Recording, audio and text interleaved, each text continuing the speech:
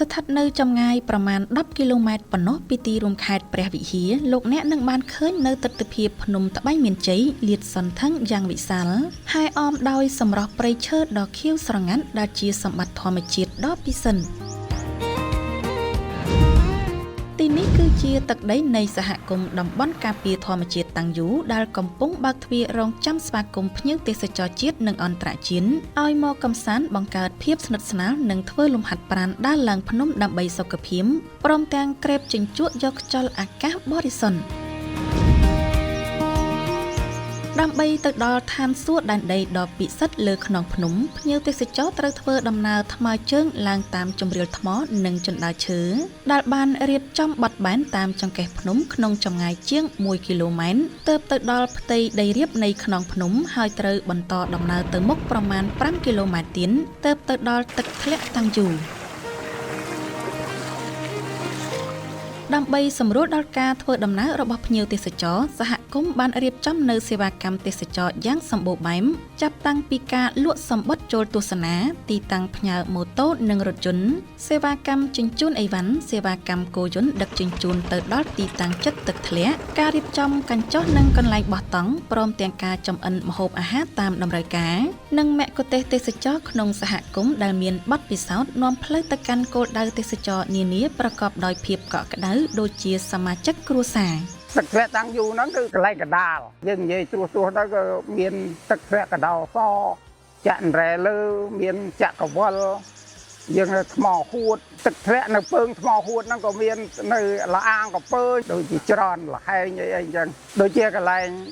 គោរពបូជាអីក៏មានច្រើនដែរបាទបើនិយាយទៅមួយអាទិត្យអីបានដើរអស់ទឹកធ្លាក់ដែលនៅក្រោយខ្ញុំផ្ទាល់នេះគេហៅទឹកធ្លាក់ចាក់រ៉ែលើសហគមន៍តំបន់ការពារធម្មជាតិតាំងយូគឺជាជម្រកដ៏មានសុវត្ថិភាពនិងសក្តានុពលធម្មជាតិដ៏សម្បូរបែបជាក់ស្ដែងនៅក្នុងព្រៃដ៏ជ្រៅនេះមានដើមឈើធំអាយុរាប់ឆ្នាំរាប់មិនអស់ព្រមទាំងជាជម្រកនៃសត្វព្រៃកម្រជាច្រើនប្រភេទក្នុងតួចាក់រ៉ែយើងនេះគឺយើងមានដូចជាពង្រូលកេះក៏នៅមានដែរប៉ុន្តែវាមិនសូវសម្បូរដែលមានគឺកឡងប្រសេះខ្លាឃ្មុំនៅសម្បូរច្រើនមានតាំងពីសងបើពិសេសសម្បូរជាងគេមានតែជុកព្រៃនៅក្នុងហ្នឹងតូចក៏មាននិយាយទៅ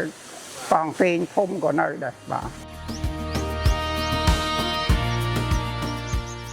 ភាពគង់វង្សនៃទ្រព្យសម្បត្តិធម្មជាតិដ៏មហាសាលទាំងនេះគឺពុំអាចកាត់ផ្តាច់ចេញពីពលិកម្មនិងការលះបង់ដ៏ធំធេងរបស់ក្រុមល្បាតព្រៃសហគមន៍នោះឡើយជាក់ស្ដែងសហគមន៍បានរៀបចំរចនាសម្ព័ន្ធបែងចែកសមាជិក15ក្រុមដែលមានការចូលរួមទាំងបុរសនិងស្ត្រីដើម្បីបដូរវេនគ្នាក្នុងការចុះដើរល្បាតការពារព្រៃឈើជាប្រចាំនៅរៀងរាល់ខែ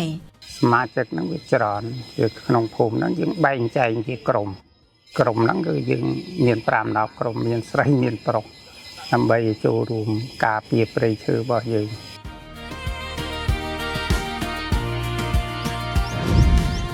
ការចូលរួមថែរក្សាព្រៃឈើបានប្រែក្លាយជាប្រភពចំណូលដ៏សំខាន់តាមរយៈការប្រមូលផលនិងអនុផលព្រៃឈើរបស់បងប្អូនសមាជិកសហគមន៍សម្ដៅលើកកម្ពស់សេដ្ឋកិច្ចគ្រួសារនិងជំរុញការអភិវឌ្ឍមូលដ្ឋានដូច្នេះរាល់ការកំសាន្តនិងការប្រើប្រាស់សេវាកម្មនានារបស់លោកអ្នកដូចជាការដើរកំសាន្តក្នុងព្រៃឡើងខ្នងភ្នំឬបោះតង់ក្បែរមាត់អូរគឺសុទ្ធសឹងតែជាការរួមចំណែកដោយផ្ទាល់ជួយដល់ការងារល្បាតព្រៃឈើ